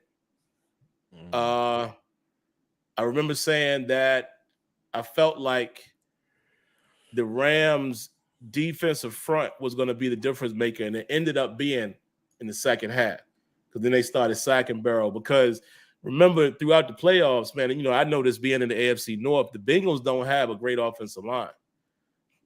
And, Barrow had been sacked. I think maybe the game before that, he was sacked like 9 times. So I was like, man, when he get against the Rams with Donald and why can't I remember my man's name? Von Miller and others, I was like, it's going to be interesting. And they came alive. And I think that is what turned the tide, kept the Bengals from being able to put any real points up in the second half. But, I thought maybe Cincinnati had a chance because their offense had been on fire all season. But it kind of played out the way I thought. And then, like you said, when I saw how fast the Rams jumped out on them, man, Beckham doesn't go down. I'm very interested to know what would have happened the next 1 or 2 drives by the Rams, because it seems like they was just moving with ease. And Stafford was in a zone. So, hey, man, congrats to the Rams. That's the thing about it is that's the funniest part about it all is that what Stafford did, while, and it's great to see it get exposed on a national stage, because while people got to see, oh man, oh that's awesome, man, look at Stafford go. It's like, bro, he's been doing this for over 12 seasons. This is what Y'all ain't see this, but this is what he's been doing. And I'm sorry, Stafford, like, see, like my man Michael in the chat here, like, see, he's moving the line around with what he's saying. He sounds just like all these other cats that move the line around with the narratives. And it's like, you know, like football is the only sport. I just want to say this real quick because Stafford, everything he did, he been doing. He's done look-off throws in Detroit. People don't know nothing about that because you don't see it. Detroit's not this broadcast scene that everybody just sees like that. So you don't see all except of on this. Thanksgiving. Yeah, I know. Yeah, Thanksgiving, that's it. Yeah. You know what I mean? So, and if they make a playoff appearance, so you don't really see a whole lot. We have, like, football is a sport that's very compartmentalized. They say the quarterback's supposed to lead the team, but it's like the quarterback can only work with what he has. He has to throw the ball to a receiver. He can't throw it to himself. He can't go on defense and get the sacks and the INTs and all that stuff. Mm-hmm. You see what I'm saying? So it's like you have to wait for, things have to fall in place, or you have to have the offense, or you have to have the talent, or you have to have the availability of guys to be able to do so. Things have to go right for you. You can't just say, hey, if it was Aaron Rodgers that did it, this is what would have happened. If Aaron Rodgers was in Detroit, everybody would be shortchanging him and questioning him as an elite quarterback. They'd all be saying the same thing. If it was him, if it was Pat Mahomes, if it was Josh Allen, Lamar Jackson, any of these guys, everybody would be second guessing. So I don't want to hear that lame narrative. Oh, if it was somebody else, it would have been stop. Oh, but Matthew Stafford should have spoke up. Why? Why does he have to speak up? Well, if he told the front office that he needs this and needs that, why does he have to tell them what he needs? Isn't that your job? You know what I'm saying? Like I thought y'all supposed to coordinate and draft and sign the appropriate players and put them on the team, and you're not doing that. So how's that his problem? Why does he have to tell you? What did he have to tell Sean McVay what he needed to do? Hey man, you need to go get Von Miller. We need more defense, and we need more. He ain't have to. No. If you listen to the Pivot podcast, saying they spoke to the D coordinator for the Rams, and Sean McVay, those guys are like, no, we're gonna do this stuff. We're here to win chips. We're here to win, and they did just that. But my point is, he had a Hall of Famer, Calvin Johnson. How do you think he became a Hall of Famer? You see what I'm saying? Like he's making my point for me by saying that. How did you think? Who do you think threw him those passes? The majority of those passes, because Stafford wasn't there the whole time, but the majority. Who do you think got him to the Hall of Fame? That's exactly my point. See, football, it relies on other people. You can't look at it like AI was in Philly and he was really it. You know what I mean? He was the guy. He was the glue. Like, you ain't have him, you have nothing. It's not the same thing. It's like football. You could have a great quarterback, but if you don't put the appropriate pieces around him, you're not going to go far. That's it. Dan Marino, he's a wild card champion. Because you don't know why I say that? Because he made the wild card a lot of times, and he got past that wild card, but he rarely got out that divisional. And if he didn't do that, he didn't make the playoffs. And when he made the conference titles, the conference championships, they got blew out. You think he ain't throw no costly interceptions at times? You think there weren't any game-turning plays or some pivotal plays that happened or throws that he missed and whipped on? Yet he's an elite he's an elite Hall of Fame quarterback, right? Now, I mean, I ain't taking nothing away from Dan. He is an elite quarterback, and he is a Hall of Famer, no question. Absolutely. But, and I mean, the first 5 years of his career was when he made the most impact. Other than that, it just tapered right off. You know what I'm saying? Because, and now, once again, is that Dan Marino's fault? No. Because he can only be the best quarterback he can be. That's it. It's on the team. It's on the GM. It's on the ownership, the coaching staffs to put him in position to succeed the best. And unfortunately, they didn't do good enough. Now, whether it was injuries, the play calling, they just got outmatched, whatever the reason, that's just what happens. So, and it's the same thing that happens with Stafford in Detroit. Now, yes, did he have blown drives? Yes. Did he have costly turnovers? Yes. What quarterback hasn't? What Hall of Fame quarterback hasn't done that? What dubbed elite quarterback hasn't done that? Every single quarterback has had costly turnovers, costly drives, costly stall outs, costly this, costly that. Every single one of them have. And the thing is, the guys that we dub that are elite and great have much better teams than what Detroit had. But Stafford's supposed to just get it done. It doesn't work like that, and y'all know that. That's why it's like y'all should be ashamed to even think that he's just supposed to just win when you don't have what you adequately need to get it done. Like, come on, guys. Like, this ain't street football. You just don't make up plays in your head and say, all right, guys, I'm gonna hold my hand out now. Calvin, you're gonna go up to my pinky and Tate, you're gonna go to the tip of my middle finger and go right, and then you don't just make up plays like that.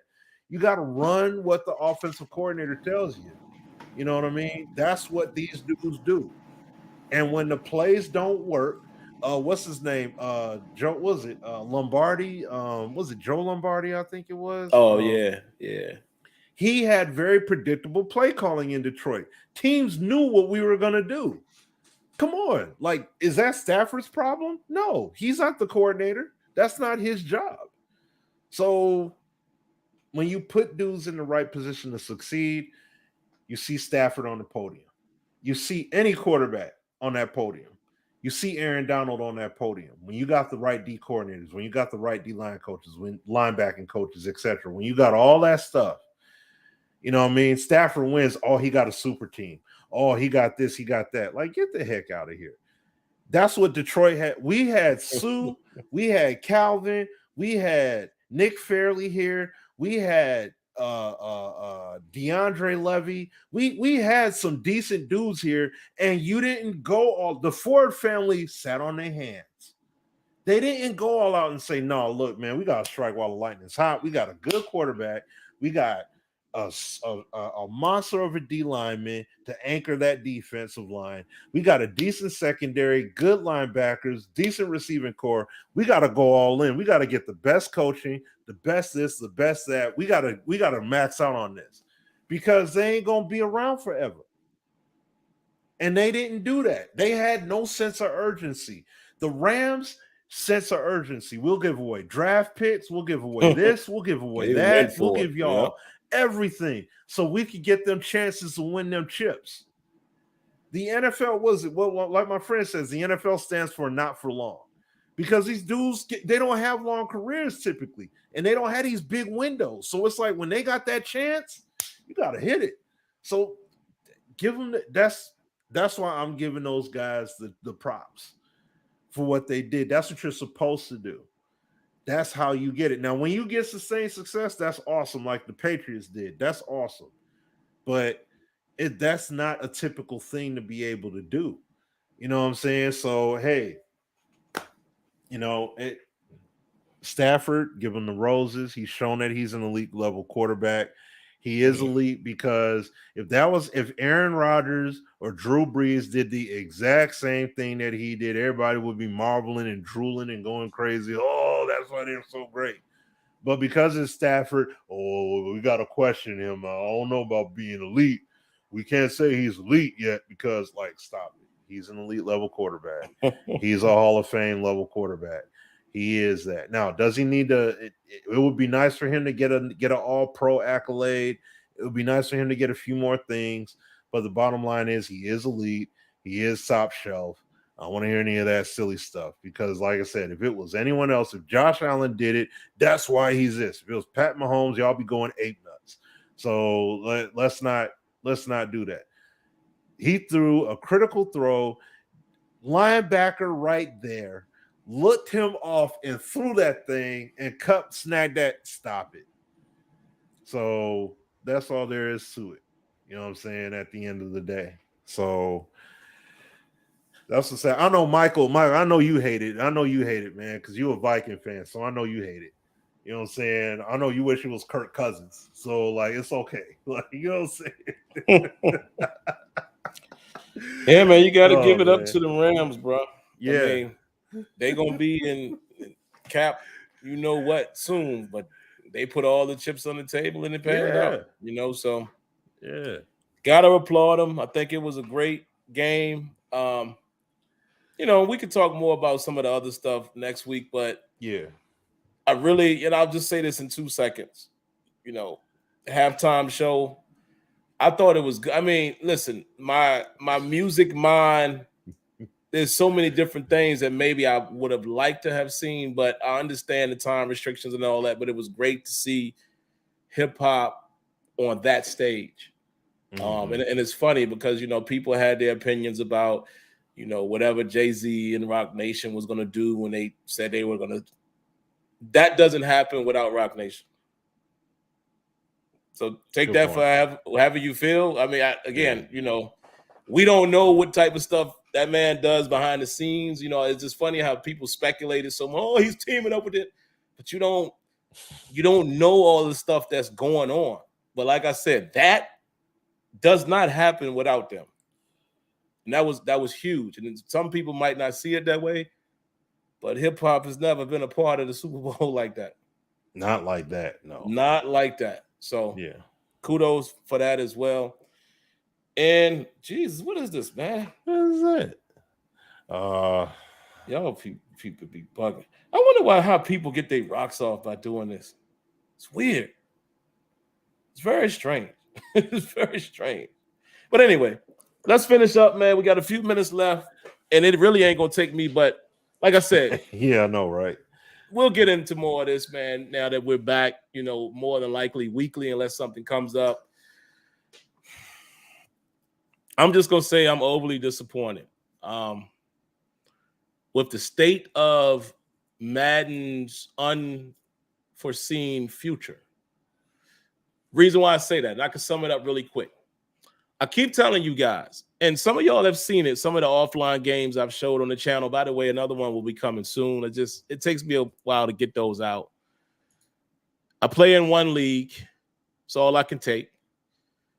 But if you play the game long enough, the game has these moments. And I think Kia has even mentioned that before. There's moments where you can see what it could be if they just worked towards player interactions, meaning getting rid of the majority of these two-man sequences and forced outcomes. That's number one. Then there's other stuff with coverage and all of that. There's so many things they could do, but I think very simple. Another thing they could do with coverage is if you start programming awareness, real awareness, where play your zone, nobody's there, look for work, look for opportunity. If a guy comes in your area, start cheating towards him. And again, in the real NFL, zones get busted. We all know that. But in Madden, it never looks like they're even reacting. So that's what. But then remember that video I showed y'all a couple weeks ago where I got the sliders way down? Did you see? I don't know if Kia saw that video. I see Kia's in here. What's up, Kia?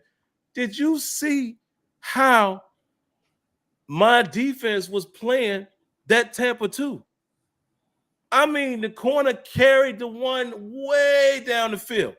My slot corner ran with, I know Smitty probably saw the video. He ran with him across. I was like, what is going on here? Sometimes the game shows these glimpses. But anyway, the disappointment too is that with franchise, y'all got outed by sports gamers online. I'm going to say that.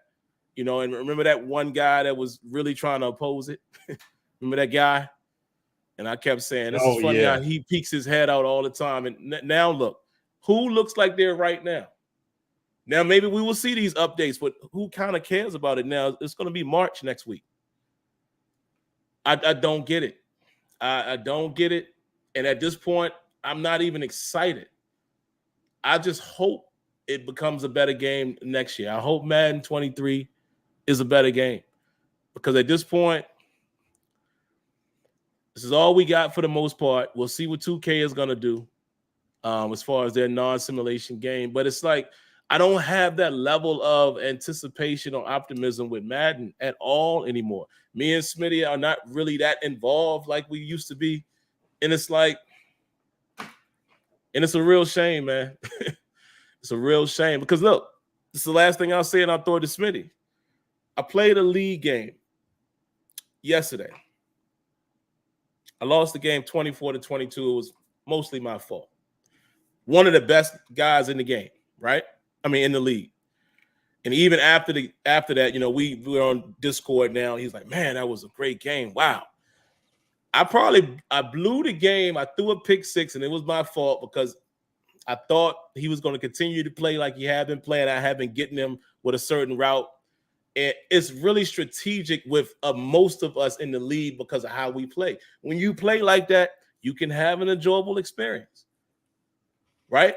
The game before that I played on, what's the day? Tuesday. I won a game 10-7. When you ever seen that in Madden? But this is how we play. I'm telling you, when you play the game in a more organic fashion from a mental standpoint and you don't try to cheese everything, you can get these decent experiences. You know, a lot of y'all be saying like, man, how does your offline games look like that? Well, it's the way I play the game. But I also agree that the guys on the bigger stage shouldn't be able to do all these exploits. So they're going to have to find a way, man, where they can make the game as organic as possible. That's it. Shoot for realism, shoot for authenticity. There's no reason in the world why you have comp guys and sim guys all complaining about the same thing. That means it's a real problem. But I don't know, man. I don't really have much to say about it. Like I said, man, it's a 32-man league. We make it fun for each other. I'm a football guy. I'm not ashamed that I pick up and play Madden from time to time. That's another thing we got to get out of this community. You know, some of you guys are really too serious. Like, you know, y'all have called me and Smitty every name in the book in the past. Oh, these guys. It's a video game, man. It doesn't matter. You know, it really doesn't. If Smitty wants to play it, if I want to play, it doesn't matter. It shouldn't matter that much. We all are still fighting for the same thing. We want feedback. And I know they always say, Smitty, oh, if people keep buying it, and I'm here to tell you, our crowd is not big enough to dent that pocket. I'm sorry. Yeah. I'm sorry. Madden is a global game, meaning it's only a small section of us who really complain about the lack of authenticity. Yeah. Not saying our dollars aren't important, but I promise you, it's not going to affect the bottom line. Smitty would remember when we were on the Sim Standard, there was times when we was like, yo, nobody buy Madden. It had no effect. Most people still buy it. Yeah. Me and Smitty haven't bought a Madden in years, so we don't really count in that scenario. But I'm just saying, that's all I got, man.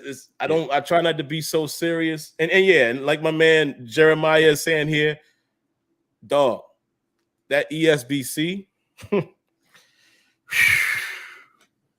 If you haven't already, make sure you check out my man Boxing Fanatico's breakdown of the things you might have missed. That game, I gotta watch that. I gotta watch that video because he talked about the video, but I gotta watch that because he said he was gonna do a breakdown. I didn't watch it. There you go. I'm gonna say this.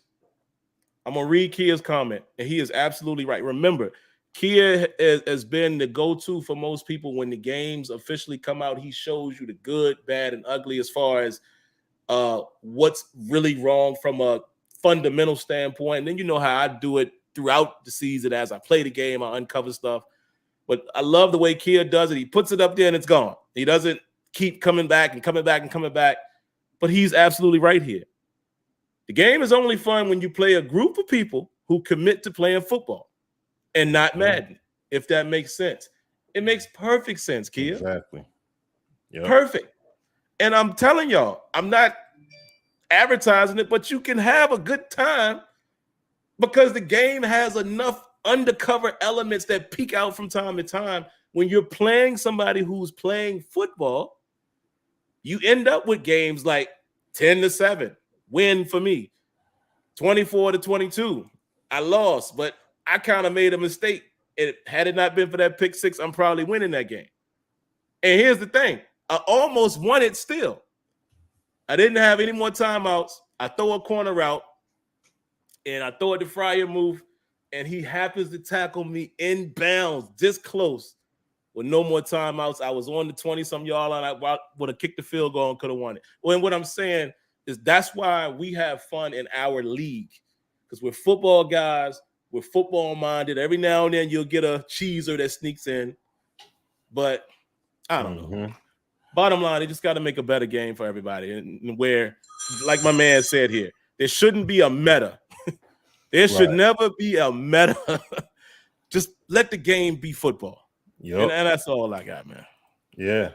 Now, and I'll just be real quick with it so we can wrap it up, though. But the thing with Madden is, like we've been saying for the longest time, it hasn't been football. You know what I'm saying? It's been football by a technicality. Technically saying it's a simulation game. And it's not really giving us what we honestly have been looking for.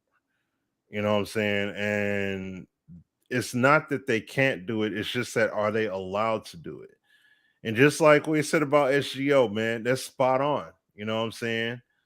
You know, dudes try to throw their cape and cowl on and ride for EA as hard as they could. They got on that horseback and just rode on. Come on. they got us all covered. And it's like, yeah, they covered us all right. You know what I'm saying? Nothing, no update, no nothing. And that's the thing. To do an update now, that's like waiting until the NBA draft for 2K to come out with a pivotal gameplay update. Or an update, and for 2K22, it's like, bro, the season's way over. Like, no one really cares at that point. Like, it's like, do it if you're gonna do it when the season's going on, like October, November, December, maybe January, depending. But other than that, it's like at this point, it don't matter. You know what I'm saying? And it's just like, it wouldn't surprise me in the least bit to see these guys say Madden 23, the stuff we were supposed to do is going to be this new feature that's going to be a bit more fleshed out and added.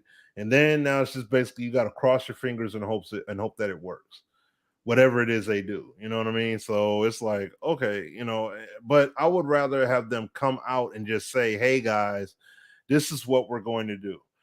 We're going to push it back and we're just going to add this in on 23 and blah, blah, blah, blah, blah.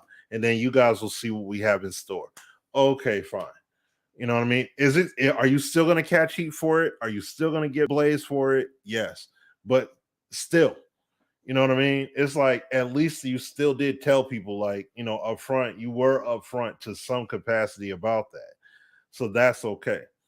But other than that, man, yeah, we'll see what Madden 23 brings. But that ESBC, telling you the way that game is looking and clicking, and yeah, like Sim said, you know, maybe I don't know the next time they'll drop some news or updates, but maybe we could go over that. Maybe like next week's show, we could go through the video, or maybe we can even go through Boxing Fanatico's we can do that. Give him on some here love and just talk about like what he's going over that trailer, and then we talk about it, like play the trailer and then talk about the trailer as well, like off of what he's saying, and then we give our thoughts off of it too, and just, you know, like, we'll definitely do that. That'll be cool. So yeah, but other than that, man, no, man, like, you know, the show was great. It was great to get back into it with you guys. You know what I'm saying? We've been away for a while, so just to see how things would unfold in front of us. And I mean, some things unfolded, some things not really a surprise with EA, unfortunately. But, you know, yeah, this is, you know, interesting stuff. And but I'm glad to see the ESBC stuff, man. I'm glad to see that game progressing. That's how you do a game right there. Like I said, bring it out when it's ready. When it's truly ready, you drop it. And it's like, I'm glad to see them showcasing stuff progressively, implementing things, developing things, broadening horizons and everything. Because then the game's going to be a real banger. Like the game was supposed to drop in the holiday season, basically, or the beta, the early access build of it, and they're like, no. We want this to be way better. Dog. Yeah, so do that. You know what I mean? Do what you got to do and make it clean. Why? I just don't get. See, people just want to be negative for no reason. I don't get all the trashing and dogging the game. This is a company that came out of nowhere. It's like, it's weird to me, man, how people are tearing it down. Oh, this doesn't look. We ain't never seen no boxing game that looks anywhere close to this. Fight Night has never looked like that. Oh no. It's weird. I don't know, man. Maybe it's because we're in 2022 and people are looking for perfection, but the stuff that people are saying about the game and how it looks, even in alpha, it looks leaps and bounds better than it. No other boxing game has moved like that, has had the blocking freedom where the physics and all of this stuff can actually block punches for you without you pressing a button. The movement. Did you see how much improved those punches are now at this stage? Like, man, y'all better cut it out, man. I'm saying. Y'all better cut it out. This game looks phenomenal. And if it's not, okay. But I'm sorry. Just from the sheer looks of it, this game looked like it's about to be the truth. Yeah. So we'll see. Yep. But last thing I'll say, Smitty, is always interesting. Shout outs to you guys who mentioned it. It's always interesting to see how people talk about NCAA versus Madden. And it's, again, me and Smitty got to see it side by side. It's the same game. You know, NCAA's tuned different. And it had a couple more things, you know, that it did. And I loved it too. But when you play it as much as, or dissect it as much as me and Smitty and Azure and others have in the past, it's the same issues for the most part. Yeah. You know, I just think we forget that because the game hasn't been available since what, 2013? Yeah. And they've already didn't they announce that I think that it will be on Madden's engine? I don't know that. I think they said something like that. But if it is, okay. I think people it's more of a hearsay thing as far as I've known. I never heard any confirmation what engine it's going to be on. I mean, I wouldn't be surprised to see it be ported over because isn't it like they're pulling devs from Madden and other games to work on it? So it's like if they're doing that, it makes it more like they're going to be using the same engine anyways and just same gameplay team, guys. Think about this. Me and Smitty are your eyewitnesses. Exact gameplay team that built NCAA 14 built Madden 25. Yeah. Same people. That is true. So and me and Smitty saw that game at a state where it was like, yuck. Yeah. We watching them play a tournament. dev tournament, and I'm like, yeah, I really hope that game ain't releasing like that. Yeah. Horrible.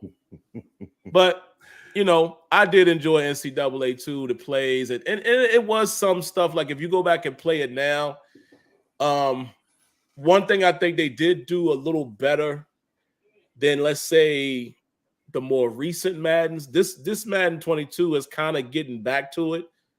Mm-hmm. It wasn't so much two-man override and catch situations in NCAA 14.